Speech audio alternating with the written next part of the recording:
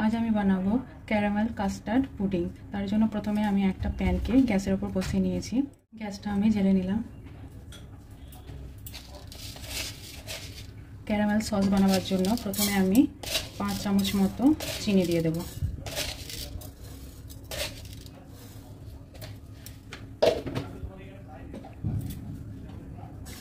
এবার এইভাবে নাড়তে নাড়তে চিনিটাকে আমি মেল্ট করে নেব। এখানে চিনিটা আমার গলতে লেগে গেছে। এবার হালকা একটু ব্রাউন হবার জন্য অপেক্ষা করব, এইভাবে নেড়ে যাব। এখানে চিনিটা আমার ক্যারামেলাইজ হয়ে গেছে। এবার আমি গ্যাসটাকে বন্ধ করে দেবো।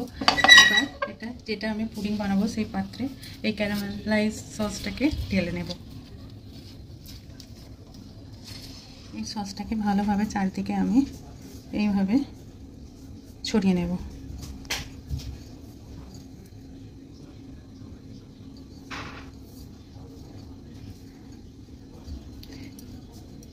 এইভাবে নিচের পোর্শনটা পুরোটা আমি ক্যারামেল সস দিয়ে কভার করে নিলাম। এবার এটাকে আমি একটা জায়গায় ঠান্ডা করতে দেব। এখানে আমি নিয়ে নিয়েছি কিছু জিনিস। এখানে 1 বাটি মতো দুধ নিয়ে নিয়েছি। এটা আমি ফুটিয়ে ঠান্ডা করে নিয়েছি, ফুল ক্রিম দুধ। আর এখানে কত পরিমাণে আমি নিয়ে নিয়েছি টক দই। আর এটা আমার ঘরেতে তৈরি কনডেন্স মিল্ক নিয়েছি। এতে আমি পুডিংসে যতটা পরিমাণ মিষ্টতার দরকার ততটা চিনি দিয়ে আমি এটা বানিয়ে নিয়েছি। আর এখানে 4 চামচ মতো আমি কাস্টার্ড পাউডার নিয়েছি। এবার এই কাস্টার্ড পাউডারের মধ্যে কিছুটা করে আমি দুধ মিলিয়ে এটাকে একটা স্মুথ ব্যাটার তৈরি করে নেব। কাস্টার্ড পাউডারটা আমি ভালোভাবে স্মুথভাবে দুধে গুলে নিয়েছি। এবার আমি একটা পাত্র নিয়ে নিয়েছি, এতে পুডিংয়ের ব্যাটার তৈরি করে নেব। প্রথমে আমি কাস্টার্ড পাউডার ওলা দুধটা নিয়ে নিলাম। এরপর আমি কতটা টক দই নিয়ে নিলাম,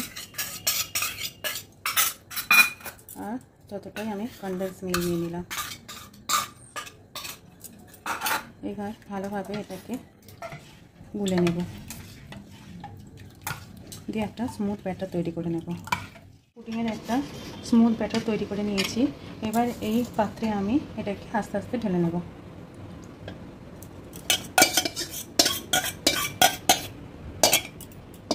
একটা পাত্রকে আমি কড়াকে আমি এখানে গ্যাসে বসিয়ে নিয়েছি। তাতে আমি পরিমাণ মতো জল নিয়ে নিয়েছি। জলটা আমার ফুটে গেছে। এবার এই জলের মধ্যে আমি এটাকে রেখে দেব।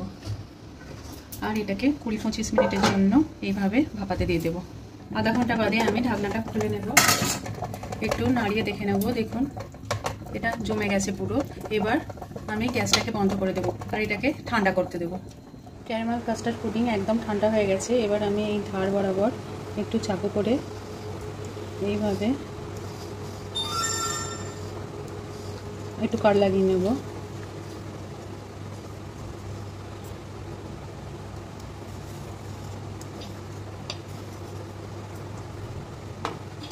এবার একটা ডিশ আমি এইভাবে রেখে এইভাবে উল্টে দেব।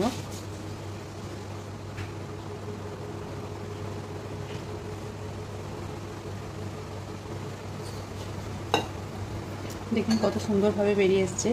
একদম পারফেক্ট ক্যারামেল কাস্টার্ড পুডিং হয়েছে। এবার এই পাত্রটাকে আমি কিছুক্ষণ 1 ঘন্টার মতো আমি ফ্রিজে ঢুকিয়ে রাখবো। তারপর এটাকে আমি পরিবেশন করব। 1 ঘন্টা পর আমি কাস্টার্ড ক্যারামেল পুডিংটা বার করে এইভাবে কেটে নিলাম। দেখুন কতটা নরম হয়েছে।